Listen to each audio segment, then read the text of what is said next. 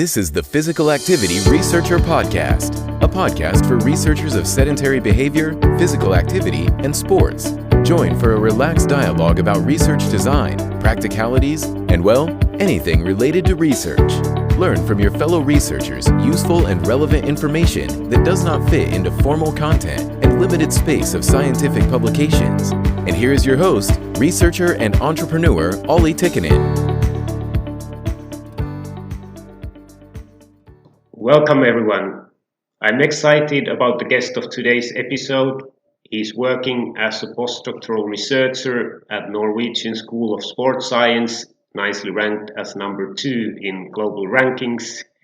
He has published influential review and meta-analysis of cardiorespiratory fitness, muscular strength, and risk of type 2 diabetes. Please welcome our guest, Dr. Jakob Tarp.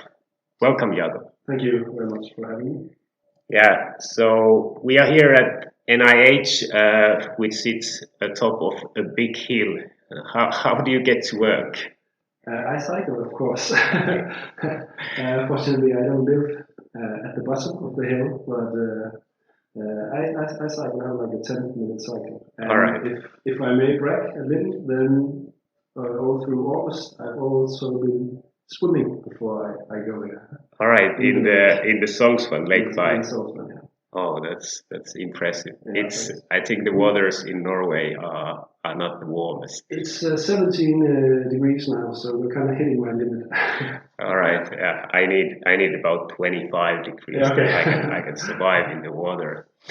Yeah. So I find your meta-analysis impressive that you did about type 2 diabetes risk. What was the main findings of this study? Well, thanks. I think the main findings were that the strength of the association between fitness and incident type 2 diabetes was stronger than previous meta-analysis had found. We were able to include a much larger number of individuals owing to more published studies than previous meta-analysis. And also that, contrary to what we had expected, the shape of the dose-response association was linear, entirely linear through the spectrum of fitness that we investigated. And we had anticipated it to be nonlinear, so greater benefits of small gains in fitness if you come from a low fitness starting point. But we didn't see that at all. Yeah. So what was actually the fitness range from? How low to how high was it in the? Yeah, it ranges from, so the population was mostly like middle-aged men and women, and in Northern Europe and US. And the fitness range from very low, which is about 5 mets, to about 14, 15 mets, which is fairly fit, but not like the top of human performance. So still something to explore above that fitness level. Yeah, and your main finding was that improving 1 met was related with how much decrease? 8% decrease. 8% decrease. So basically, for very low VO2 max, so they have 5 mets and they improve 1, they are then at 6, so it's about 20% improvement, a bit less, and then for others it's a little bit less if you have 15. And how much did you also check how much do you need to study to improve that amount that you get about 8% decrease? We know from other studies and from experimental studies maybe that most people are able to increase their fitness level about 10% within 4, 5, 6 months. So, and that's possible in all age groups and irrespective of most prevalent diseases. So most people are able to increase their fitness about 10% in a fairly short time span. So on the population level, it's quite impressive that if we get people to exercise regularly 6 months to get the fitness higher, and then just to maintain that level, it would mean like 10%, 8% decrease in the type 2 diabetes. Yeah, that's a major potential, and I really like one new study from Copenhagen, where it was a randomized controlled trial, and they randomized overweight young adults into leisure time sports, so training at a gym, vigorous exercise 5 times a week, 30 minutes, or cycling to work or study every day. And they also had a control group. And they found that the gains in fitness in the cycling group were equal to the group that exercised vigorously in the gym 5 days a week. And how many people want to do that? I know I would rather cycle. And this study was done in Denmark. Yeah, it was in Denmark, yeah. Yeah, and Denmark is quite flat. Yeah, so much larger benefits uphill. Yeah. So there are feasibility issues that needs to be worked with. Yeah, I don't know how many of our listeners have been in Oslo or know how hilly it's here, but it's very big hills, it's pretty much everywhere. Yeah. So it would be much bigger effect here than actually there. Yeah, if you could get people to cycle. Yeah. But like electronic bicycles, aided cycles, I think that's a huge potential. Yeah. Because I think I saw a study that it's still vigorous activity for most people, even if you use an e-bike. So it's still physical activity. I mean, if you compare, okay, you sit in the car or you cycle. So even though it might be a little less intensive, you're still doing exercise. Yeah, and it's much more feasible for people because you can kind of avoid getting sweaty, which you might want to avoid if you go into a meeting right in the beginning of the work day. Yeah, I have a little bit of controversial relationship with the e-bikes. I'm doing mountain biking, and sometimes you like really struggling uphill, and somebody like hangs behind you, and you're like, shit, what's happening? And you don't always see that it's an e-bike. No, when that happens, I always check: is there any sign of an e-bike? Yeah, that's really important, especially if it's like a not so young individual going by you. And I think in the future you don't see it anymore, like because they can make the engine smaller. So I think there will be problems for us. And then in the study you also not only looked at the cardiorespiratory fitness, but you looked at the muscle fitness. Yeah, because most of the evidence, physical activity and health is kind of based on aerobic activities, but muscle strengthening activities are gaining in popularity. So we thought it was important to investigate if hand grip strength as a marker of engagement in resistant type exercises could also be associated with type 2 diabetes. And this was the first meta-analysis on that, and we found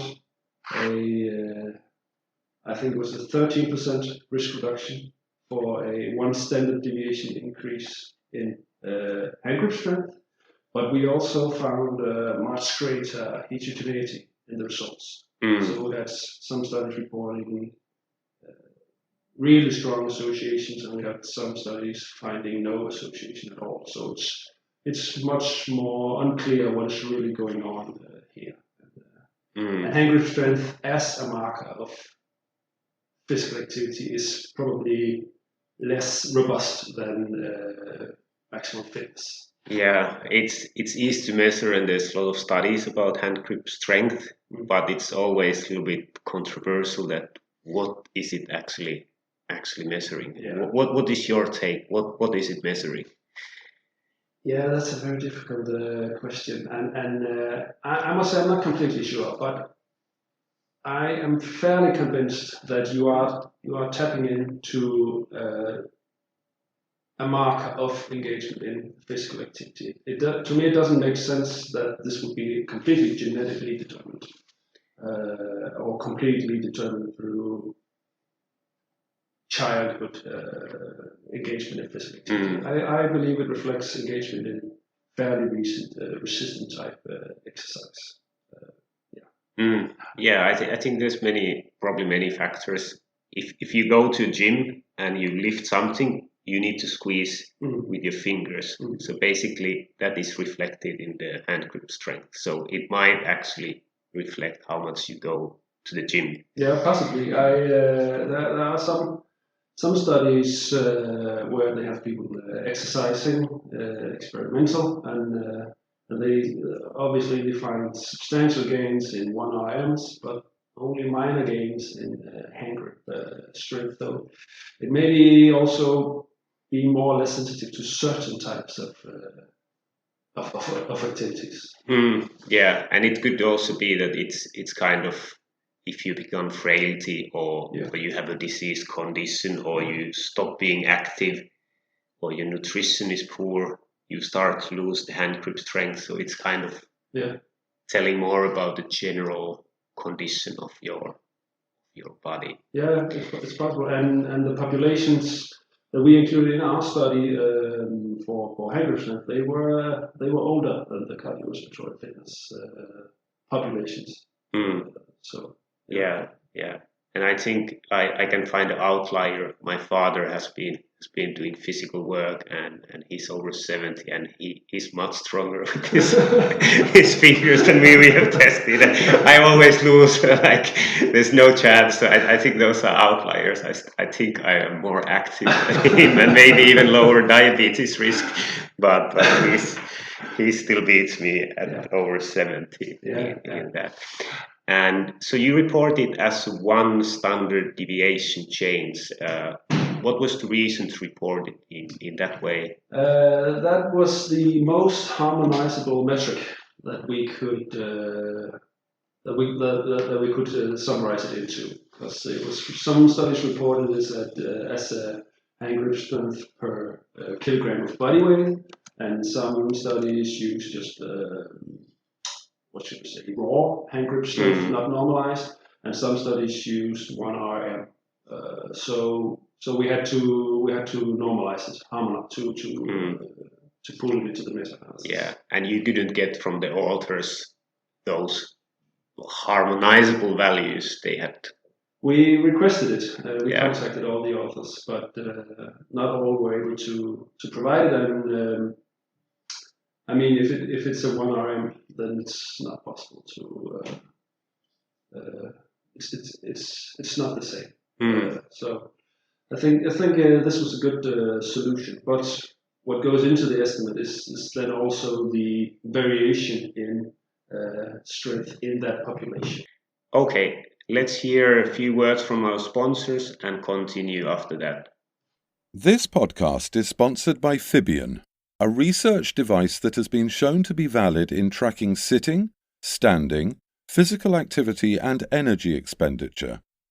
Furthermore, Fibion has been shown to be valid categorizing physical activity into light, moderate and vigorous intensity.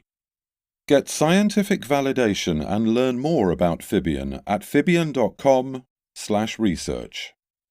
So would you have some kind of guidelines or tips for people who do research that from the meta-analysis point of view, that what would be? I'm very happy you asked that, because that was a major issue for us in the paper, that there really needs to be worked on like a consensus for how do we report factors that are clearly related to body size. Like for fitness, it's the standard, the norm is to normalize it to kilograms of body weight.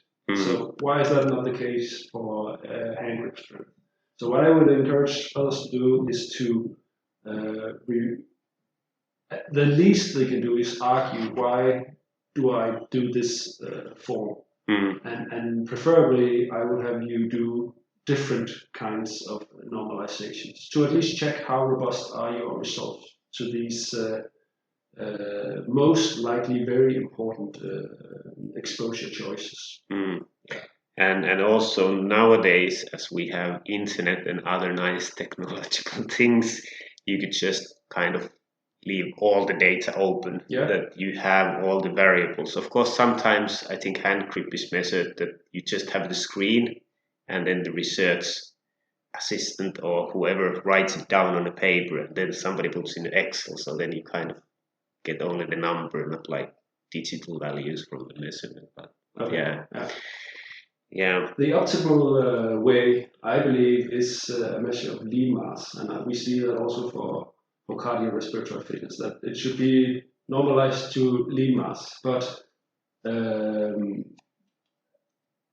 this is a fairly new this is a fairly new measurement. Like you can get it from bioimpedance. It's not very accurate on the individual level, but I think you gain something in relation to just normalizing to body weight. But it's not available in the historical cohorts. But I think it's important to normalize to lean mass. Yeah, it makes a big difference whether you have adipose tissue or muscle, your weight. And the whole reason for normalization to body weight is to create an exposure that's independent of body weight. So you remove the confounding effect of body weight. But we can very clearly see that after you normalize, you just change the direction of the association with body weight. So it goes from a positive association to a negative association. So if you just use per kilograms of body weight, so you're definitely not getting rid of adiposity related confounding.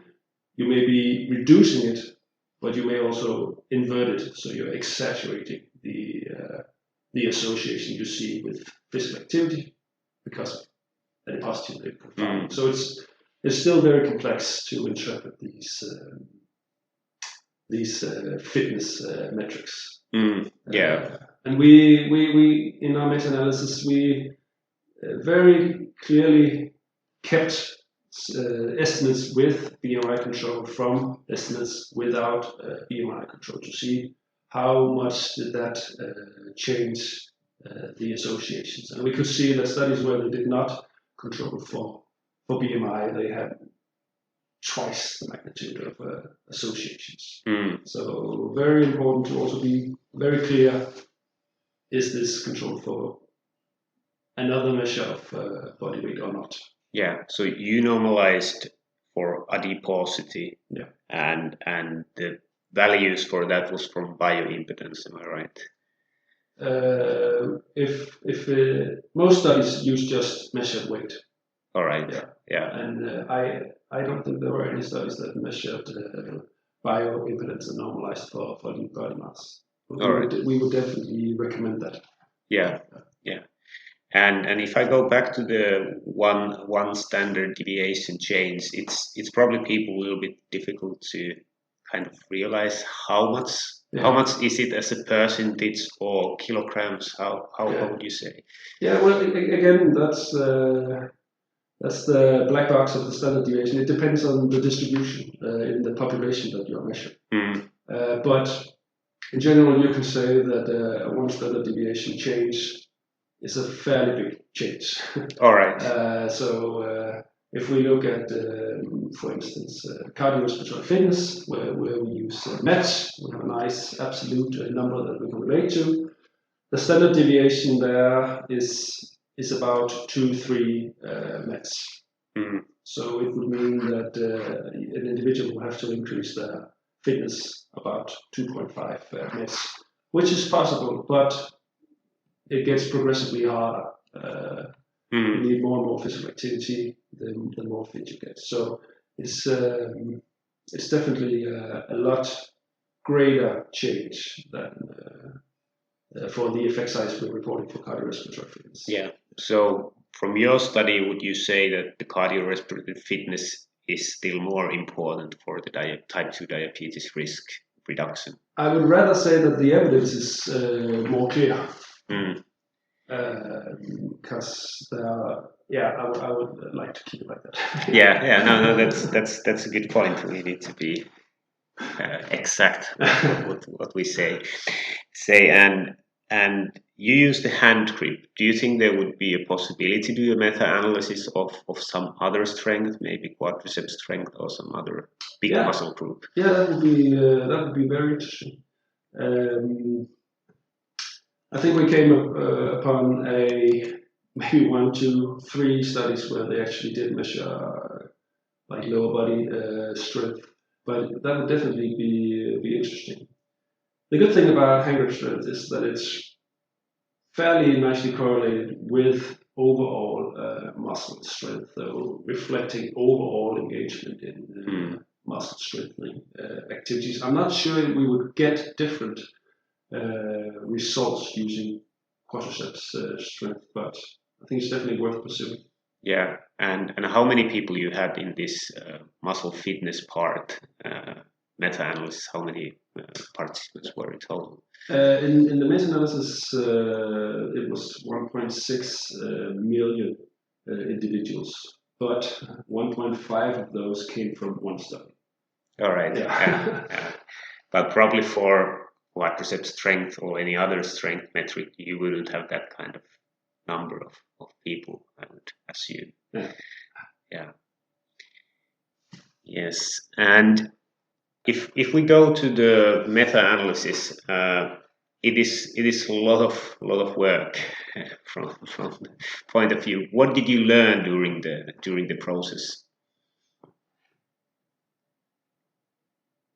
Well, I learned to appreciate the subtle factors between studies that might make a big impact on the final results.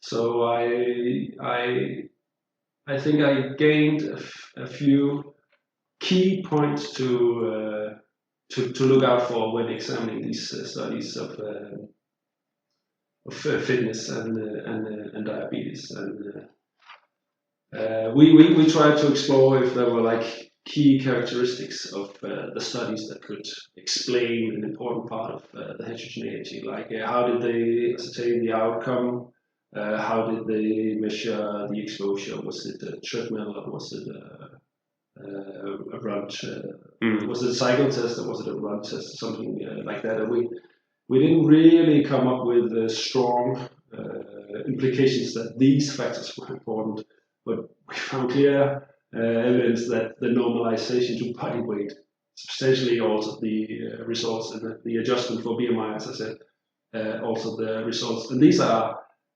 factors that you, as a researcher doing the analysis, have control over. You don't have control over how did they measure it, but you have control over how you express and handle the data after it's collected, what you put into the analysis. So these were the substantial parts that made a big impact on the estimates. So I think as researchers we need to be more clear about why we do the stuff that we do, and don't just do it because it's a standard. Because the standard doesn't always have a sound rationale coming behind it. And I think there's kind of a trend that the new scientific papers, they should be shorter. They try to get the limits lower, and also the amount of tables. So basically, it kind of restricts what you report. Although you can give the whole data set with many journals that you can actually publish it, which would help when you do meta-analysis. Yeah, that's true, and I definitely agree that these short formats, while they may be more readable, they're maybe not. They're maybe less. They may produce less clear communication about the limitations and other factors, because these are typically the stuff that you would take out of the paper, and you can stick it into a supplementary file, but only the really dedicated readers go to the supplementary file. So yeah. And then when you ask for additional data that you would get access, how difficult it is to get from the people the data. So it's challenging. Yeah, that's at least what we found, that most people were. They were not even so keen on reanalyzing their data, but some people were very keen on doing that. So that was immensely helpful. And do they actually have an incentive to analyze their data? They don't get the name in the publication. What is the We didn't. What we could have done was to establish a working group where people could have more control and maybe contribute to the process, and I think then they would be they'd be okay with they'd have an incentive to reanalyze their data. So I think that's something. And more people are definitely doing this. But the problem is that if you go into a consortia, you also need to have time and money to really put the time into doing the new analysis. So maybe some people don't have the time. So when you're trying to set up a consortia, you may need to include funding for other people to do work at that. Yeah, and I think it might be difficult. You might change institute, you change your computer, and then somebody's asking for data from 10 years back. Yeah, and it's on a floppy disk. Yeah, it might be on a floppy disk, and my laptop doesn't have a floppy drive, so it might be challenging. And even a CD nowadays, most of the computers don't have CD drives, so it's what do you do with it? It is challenging. And is there actually some ethical rules that you need to delete the data after some point, or you need to anonymize it? Did you come up with this in any of your? We didn't experience any situations like that. I think for most large cohort studies, deleting data would be unethical, because that would mean if you wanted to revisit some research questions, you'd have to start up a new cohort. And so I think that would be unethical if you already have the data. Yeah, I think in UK, in some of the cases, you need to, after 5 years, you need to delete some of the data, I think. Okay. But I think that would be that should be visited. I think it's some sensitive data or some kind of. I need to check that up. But and still about the process of the meta-analysis. You started with over 4,000 papers. Yeah. How close did you need to look those in the first stage? It takes probably quite much time even to skim through 4,000 papers. Yeah, I think that was probably the easier part of the process, because you can pretty quickly see from the title or the abstract that this has nothing to do with the work you are interested in. The searches are fairly inclusive. So what we did was which is the norm. We did a quick title, abstract, screen, and then we identified the studies where we needed to look deeper into this, and where there were possible ambiguities. We needed to look deeper into this. And we had 2 guys doing this, so which is the norm. So one guy doesn't get too tired and misses a lot of study working in the evening. Yeah. So did you both did the same papers, or? Yeah, we did both did all papers. All right. I think you absolutely have to do that. Yeah, not to miss studies. And then you ended up to something like 95 studies that you read full text. Yeah. Yeah. And then excluding from those quite a bit still. Yeah. Yeah. And as a process, how long did it take to get to these final papers from 4,000 to? That took a few months of work, and we were working on other stuff at the same time. I would say the paper review part that's not the hard part. It's you can do that fairly quickly if you really put your time into it. The hard part comes after, where you have to harmonize the data, and that's not to take away from the review part, because what you miss there, you are then you don't have a systematic review anymore if you miss studies there. So it's pretty important to be thorough. But I think we were. Okay, let's hear a few words from our sponsors and continue after that. This podcast is sponsored by Fibion, a research device that has been shown to be valid in tracking sitting, standing, physical activity and energy expenditure.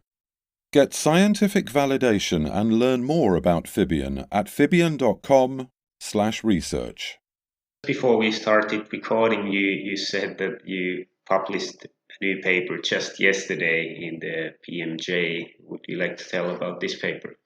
Yeah, this was a work led from here in Oslo, and it was led by Ulf Egelund. And what we did was that we thought that with the new with the large cohorts with accelerometer measured physical activity being available and having now some decent follow-up time, that it was timely to try to pull them together, because it's difficult to compare data from different studies when the accelerometers are processed in different ways. We all know that this is highly influential on the amount of physical activity you do. So we asked the authors of the cohorts if they could reanalyze their physical activity data according to a common protocol, and then we could pool the data in a meta-analysis, so we could really explore the shape of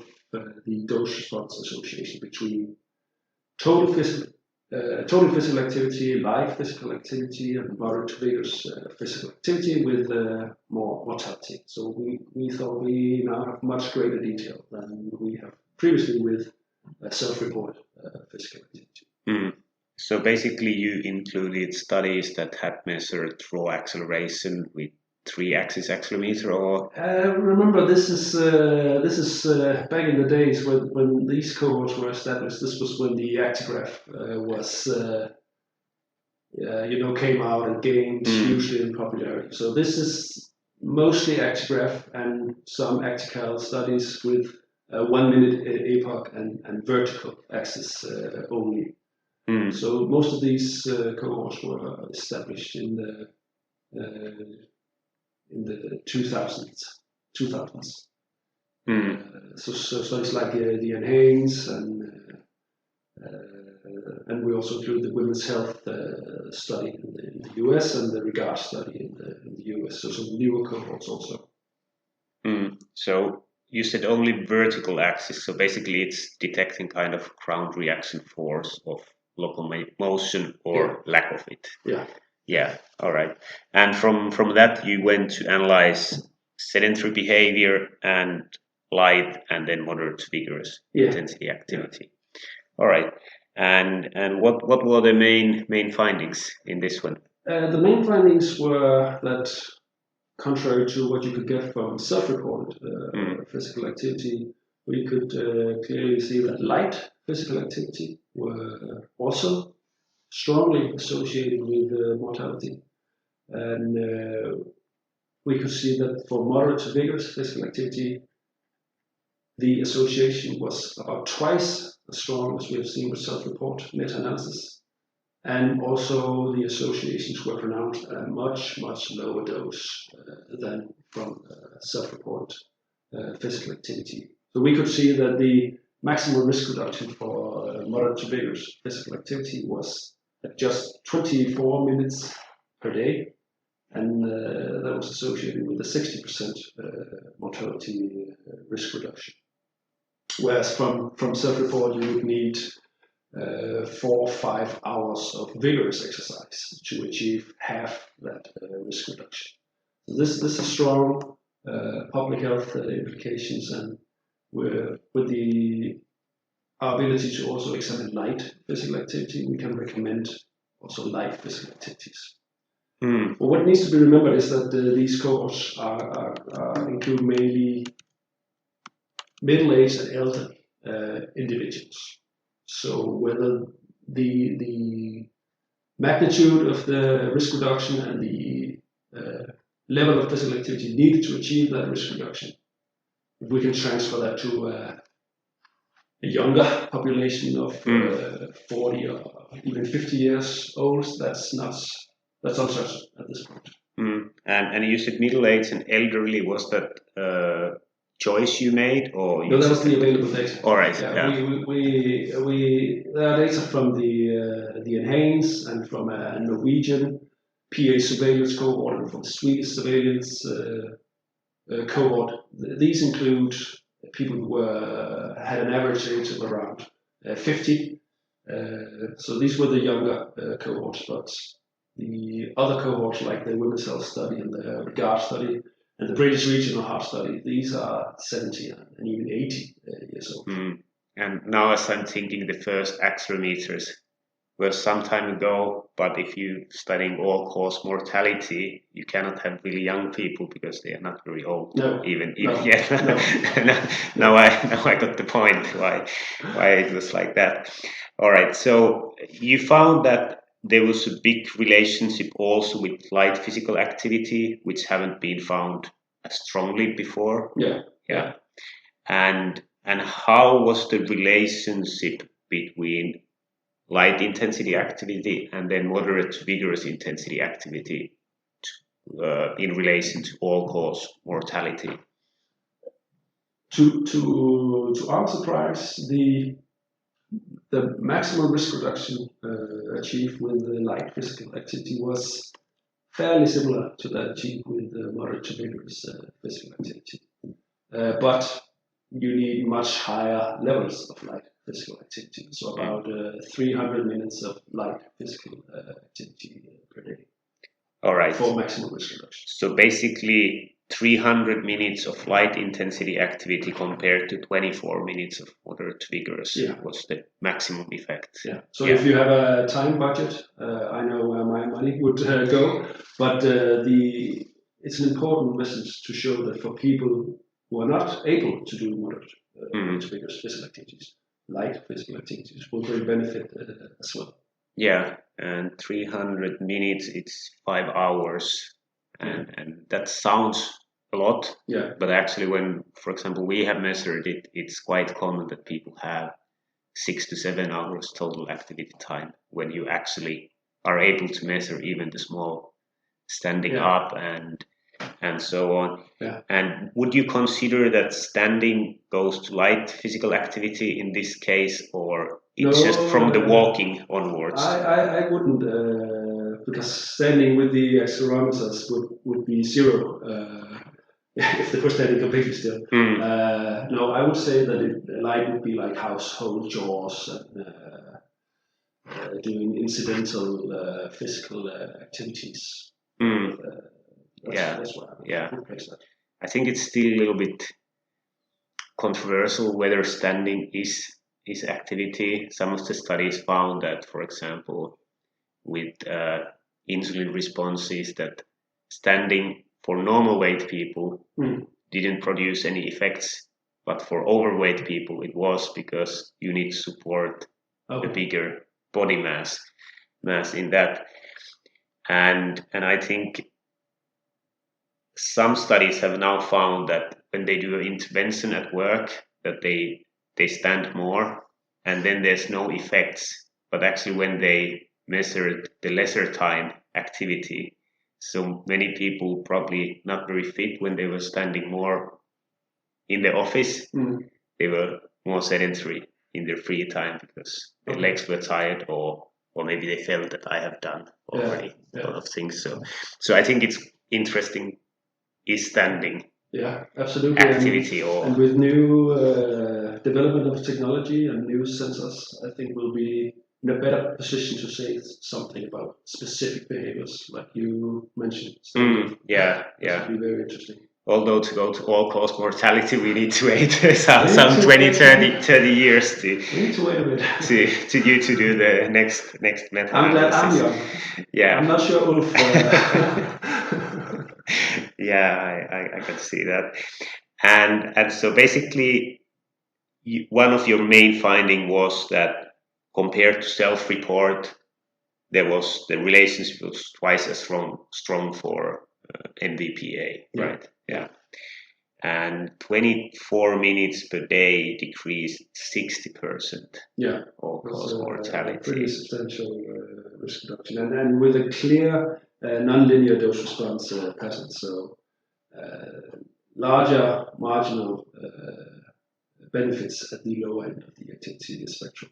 So just small changes will be very beneficial.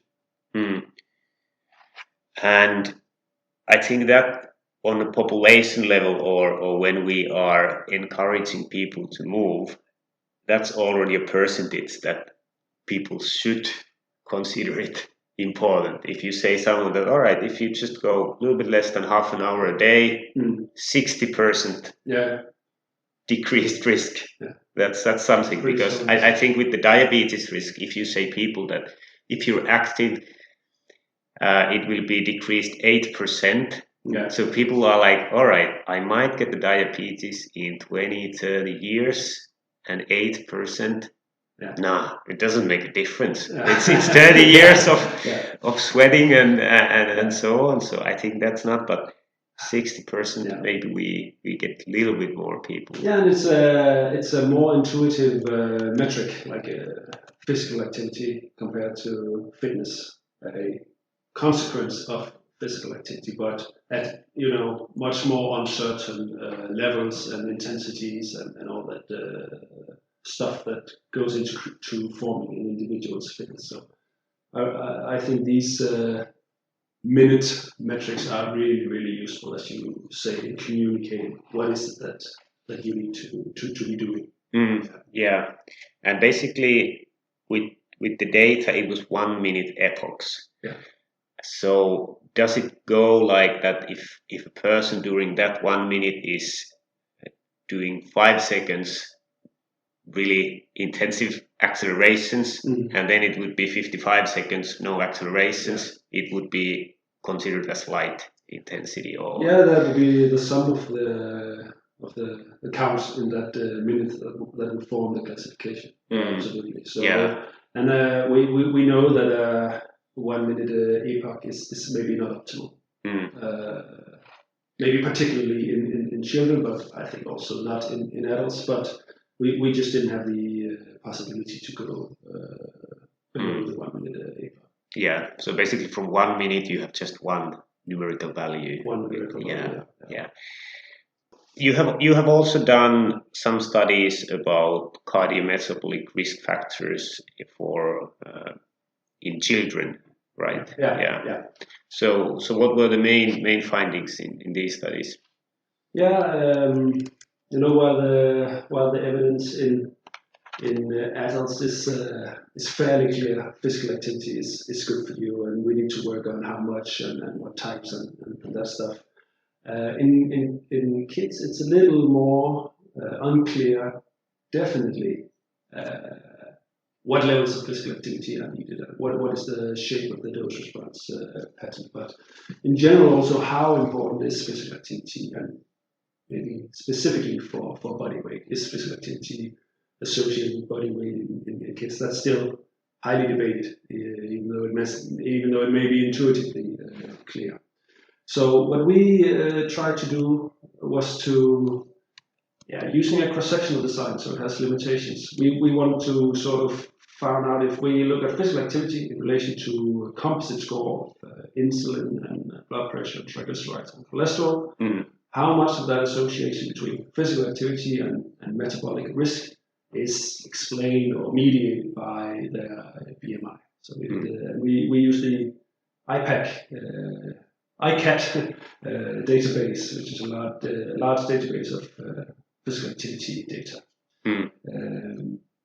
And we found that BMI only explained about 25% of the association between physical activity, moderate to vigorous activity, and the clustered risk score. So what we think is an important message to communicate from these findings is that you need to do physical activity for physical activity, not for weight management. Not only for weight management. Yeah, so basically that physical activity is beneficial even if it's not decreasing the weight. I think that's a very positive message. Yeah. You don't need to look at the weight to gain health benefits. And that would also hold true for adults, I would assume. Absolutely. In the meta-analysis we talked about earlier, we adjusted for BMI. Yeah, I think many people, especially in some countries, they see physical activity only as burning calories and then losing weight, and then they get discouraged if the weight doesn't go down. Yeah. And most of the time, it doesn't go down. It's a long, hard process. Yeah, and it's a much more complicated process, because if you do more activity, you're going to eat more. So, and if you arguments that if you lose weight, the body is programmed to reduce metabolism to preserve tissue. So this is a very, very complex system. Yeah. So if you move more, you eat more, but if you eat less, you move less. So it's always kind of always a bad situation. And how do you see that the physical activity is good even if you don't lose weight? But there's also studies showing that for some people, their fitness doesn't really improve. Like there's the non-responders. Do you think it's still beneficial for their health, even if your fitness doesn't improve? I think there are numerous biological mechanisms suggesting that the benefits of physical activity are independent of also fitness, even though I really think fitness is important. But something like clearance of glucose from the bloodstream, that's completely independent of fitness. That's just mediated by the physical activity that you do. So I think that's a very important biological mechanism suggested. Yeah, and probably that's then related to type 2 diabetes risk and probably cardiovascular disease also. Yeah. Because these clearance of fatty acids and clearance of sugar in the bloodstream, these are tightly connected. Yeah. So basically our take-home message is that do physical activity, even if you are a non-responder and you don't lose weight, it's still good. Yeah, and preferably you do it because you actually think it's fun, what you do. That should be the goal. We frequently talk about, should we do this kind of activity, should we do this kind of activity, and I really don't think that's important. I think it's just it's important to do something that you think is fun, so that you keep on doing it. Because as soon as you stop, you lose the benefits. Yeah, and not only fun, but just that what you get done, whether it's even just standing on while working. It's probably not fun, but if you get it done, I think most of the people don't get excited standing around. Yeah, if we go a little bit on that one, so you think it's fun. What else could we do to increase the physical activity on a population level? I'm quite convinced that the sort of low-hanging fruits are transportation, the transportation domain. So making sure that walking, cycling, public transportation, which would also involve some kind of walking or cycling, is the main transportation mode for most people. I think that is what we need to put our money into. Make sure that our cities are designed to facilitate this, and maybe even that workplaces create incentives to make this easier for people. Like if you are working in an office building in the city, you may have a free parking spot for your car. So that's money the company is paying for you to place your car. Why don't you get money or assistance in placing your cycle or taking the bike to work? I think that's a fair argument. And looking at the city of Oslo, they have a very, very ambitious goal of reducing carbon emission within the next 10 years, 95%. All right. 95%. And a key part of that strategy is to increase the share of walking, cycling, and public transportation. Yeah. So the challenges with the climate, and they go hand in hand with physical activity. Yeah, I agree that the transportation and then the infrastructure that enables it is really important. And I think there's the Copenhagen study that it's maybe 3 decades that when you start building just possibilities to cycle, people will cycle. Yeah. But I think this is not in many countries, many cities, the decision makers don't believe. I was living in Liverpool, and it's ridiculous. There's bike lanes, but basically the bike lane might be 20 meters, and then it stops, and there's a sign that cyclists dismount. No. And it doesn't go anywhere. I think there has been something that they had to do something, so they added like a few meters here and there. Wow. And I think the decision makers are thinking that, there's nobody cycling, so why would we add the bike lanes? But nobody's cycling because it's life-threatening. Yeah. The cars haven't used cyclists. There's no bike lanes.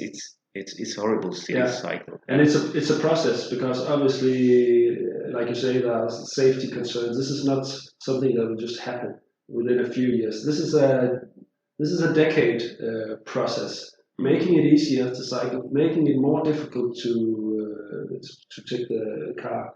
Building larger roads. This is going to help the congestion problems. Creating other sources of transportation is going to help congestion problems. So it's kind of an old-fashioned thinking, and this does take government level control. This is not something that will happen on itself. Yeah, and I think the e-bikes will help that then most of the people can cycle, even if they would have some problems. Yeah. Even if not living in Copenhagen. Yeah. It always seems to go downhill in Copenhagen. I don't know how they do it. That's from a physical point of view. It shouldn't be possible if you go to work and back home, but maybe there's something. Yeah, so it's been very interesting discussions. Would you like to bring other teams into discussion? Other teams? Something else you would like to say? Okay. No, I'm very happy with ending with the message of promoting active transportation, and that move more, sit less is the cornerstone of public health. Yeah, that's something good to end with. Thank you, Jakob. Yeah, thank you. This podcast is sponsored by Fibion. Get scientific validation and learn more about Fibion at fibion.com/research. The Physical Activity Researcher podcast has created an activity tracker purchase guide for researchers. Get your free copy from the link in the podcast description. Thank you for listening to the Physical Activity Researcher Podcast.